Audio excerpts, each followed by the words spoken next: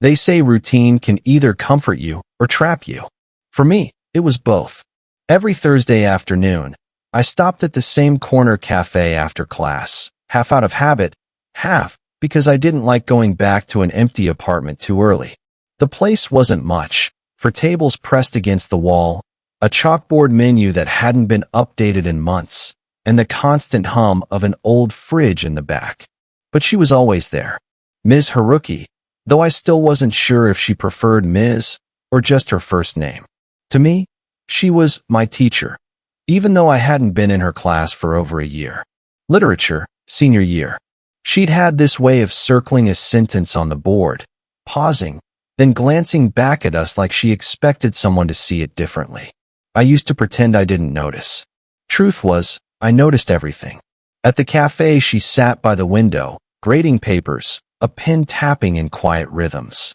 She always ordered tea, though she never finished it. I told myself it was coincidence that I came here when she did. But coincidence doesn't make your stomach tighten when someone looks up and catches you standing there, trying to decide whether to wave. "Still the same order?" she asked once, without even looking at the menu. I managed a nod. "Yeah. Thanks." Her eyes flickered, the kind of smile that isn't quite a smile, and she went back to her papers. That was it. That was all it took. I sat 2 tables away, sipping coffee that was too bitter, too hot, but refusing to add sugar. My phone buzzed once in my pocket, some friend sending a meme, and I left it unread. Lately, I'd been leaving everything unread. Drafted messages I never sent. Calls I let ring out. I didn't know if it was loneliness or laziness, but sitting across the cafe from her, I felt both heavier and lighter at once. She brushed a strand of hair behind her ear. I watched, then looked down quickly, folding the edge of my napkin into smaller and smaller squares until it nearly tore. "Do you ever get bored of this place?" I asked finally. My voice sounded too loud, like I'd spoken in church. She tilted her head, surprised. "Not really. It's quiet. I like quiet." I wanted to say me too, but it's only quiet when you're here. Instead, I said nothing. The clock above the counter ticked, each second stretched out. She gathered her papers after a while, slid them neatly into her bag. Standing, she adjusted her coat, then glanced over at me. "You're still at the university?" "Yeah. Just trying to stay focused." I half laughed. "You always told us that. Focus on the board." Her eyes lingered on mine longer than they should have. There was a pause, like she was searching for the right exit line. Then, well, don't lose sight. She left before I could reply. I sat there, coffee cold, napkin in ruins, trying to decide if I should have said more. An hour later, as I unlocked my apartment, my phone buzzed again. This time it wasn't a meme. "Unknown number. You should come by tomorrow. I've got too many papers, and I could use an extra pair of eyes." I stared at the screen, heart stuttering. I didn't need to guess who it was. And for the first time in weeks, I didn't hesitate before typing back. Her apartment wasn't what I expected. I thought it would be neat, strict, like her classroom used to be. Instead, there were stacks of books on the floor, coffee cups with tea stains on the counter, and a blanket draped unevenly across the couch. It felt lived in. Comfortable in a way my own place never did. She motioned me toward the table, where piles of essays waited. "Don't worry. I'm not making you grade them. Just help me read through." I sat, careful not to knock anything over. She poured tea for both of us, the steam carrying a faint floral scent. I didn't usually drink tea, but I held the cup like it mattered. For a while, it was quiet, the sound of pages turning, her pen scratching, my occasional cough to break the silence. Then, without looking up, she asked, "Do you still write?" "You used to." I remember. Her voice caught me off guard. She remembered. "Sometimes," I admitted. "Mostly I delete it before anyone sees. Doesn't feel worth keeping." She finally looked at me then, eyes soft, but lined with something heavier. "That's a waste. Words should have somewhere to live." I wanted to ask if hers did, if her words lived anywhere beyond these essays, beyond the empty teacups. Instead, I just nodded, pretending to read. The age difference hovered between us, unspoken. 22 and 45. It should have made everything impossible. She was once my teacher. She was divorced now. Everyone knew, though no one said much. And me? I was just the kid next door who came for coffee too often. But sitting across from her, with her hair falling loosely around her face and the faintest trace of a smile when she caught me glancing, none of it felt impossible. Just forbidden. I imagined leaning back in my chair, saying something careless like, "I'd rather focus on you." Like that day in class when I almost did, but didn't. My chest tightened at the thought. "Why did you text me?"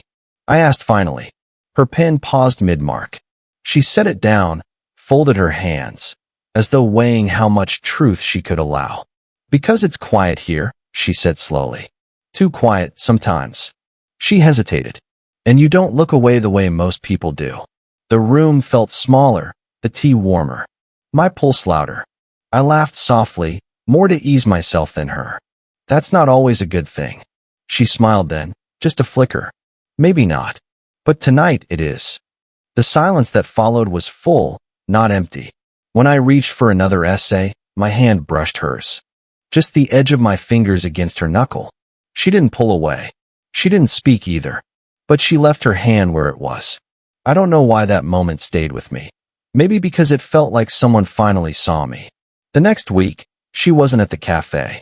I told myself it didn't matter, but I still checked the window every time I passed. Her absence settled heavier than her presence ever had. Finally, on Friday evening, her text came. "I'll be home late. If you're around, stop by tomorrow." I read it 3 times before replying. Just a short okay. When I knocked the next afternoon, she opened the door wearing a loose sweater, hair pulled back, strands slipping around her face. She looked more tired than usual. "Sorry," she said, stepping aside. "Long week." The table was clear this time, no papers. Just 2 mugs waiting. She'd remembered how I took mine last time, even though I hadn't told her. We sat across from each other. The silence wasn't uncomfortable, but it pressed in. She rubbed the rim of her mug with her thumb, eyes unfocused. "You don't have to keep coming," she said finally. I frowned. "Do you not want me to?" Her gaze flicked up, sharp, then softened. "That's not what I mean." A pause. I don't know what this is." Her words snagged something in my chest. Before I could answer, a knock rattled the door. She stiffened. Through the peephole, her friend, Mrs. Sato, from 2 doors down. A woman who liked to talk too long in the hallway. "Just stay quiet," she whispered, moving fast. She opened the door only a crack, body half blocking the view. I caught muffled chatter about errands, about neighbors, about nothing at all. I stayed frozen on the couch, mug in my hand, heart hammering like I'd been caught doing something wrong. When she closed the door again, she exhaled hard, leaning against it. For a second, she didn't look like my teacher or a neighbor. She just looked like someone who'd been seen too much. "Sorry," she murmured. "She notices everything." I set the mug down, hands restless. "Then maybe I shouldn't, don't." The word came sharp. Then quieter. "Don't say that." Her eyes held mine. Too long, too heavy. The room was still. Only the clock ticked, too loud. I imagined reaching across the table, brushing that loose strand of hair behind her ear. I imagined leaning closer, just enough. My breath shifted, and she noticed. I saw it. Her shoulders tensing, her lips parting slightly, like maybe. But then she looked away, pulling her hand back to her lap. "Focus on the board," she whispered, half to herself. A line from the past. A wall rebuilt between us. I almost laughed. I almost told her what I'd wanted to say for years. "I'd rather focus on you." But the words stayed locked behind my teeth. And in that silence, we nearly crossed something we couldn't uncross. It was raining the next time we saw each other. Not a storm, just the kind of steady drizzle that soaks through your jacket if you stand in it too long. I offered to walk her home from the cafe. She hesitated, then nodded. The umbrella was barely big enough for 2. Our shoulders brushed now and then, each touch a pulse I tried to ignore. She kept her eyes on the wet pavement, hands tucked into her coat. "You don't have to do this," she said. "It's just a walk." I replied. Her silence told me she didn't believe me. Halfway down the street, we passed a couple about my age, laughing, their hands intertwined carelessly. I saw her glance at them, quick, almost guilty. I wondered what she saw, what she compared. Do people ever notice? I asked, surprising myself. She slowed, then stopped beneath a tree, droplets pattering against the leaves above. What would they notice? That I trailed off, throat tight. I couldn't finish the sentence. Her eyes lifted to mine, steady but troubled. You're young, she said softly. You should be out there. Not here. I wanted to argue. Wanted to say here is the only place I want to be. But my voice betrayed me, cracking instead. And you? Where should you be? Her lips parted, then closed again. She let out a shaky breath, a laugh without humor. Not standing under an umbrella with you, probably. The space between us shrank with every pause. My hand tightened on the umbrella handle. Hers rested near mine, not touching, but close enough that I could feel the warmth through the air. I keep telling myself to stop this, she said. But then you look at me, and... She broke off, pressing her lips together. The rain was louder now, drowning out the street noise. All I could hear was her voice, thin and raw. Do you know what it feels like, she whispered, to want something you shouldn't? Her eyes locked onto mine, unguarded for once. I felt everything at once. Relief, fear, hunger, guilt. My throat ached with all the words I couldn't say. The umbrella tilted in my grip, water dripping down my sleeve. I thought about leaning closer, about closing the gap. Instead, I swallowed hard. Yeah, I said. Just that. The silence between us was heavier than the rain. We stood there, two people pressed together under too small shelter, the rest of the world moving past us. Her hand shifted, just slightly, brushing against mine at the handle. She didn't move it away. For a second, it felt like everything was about to tip forward. A kiss. A collapse.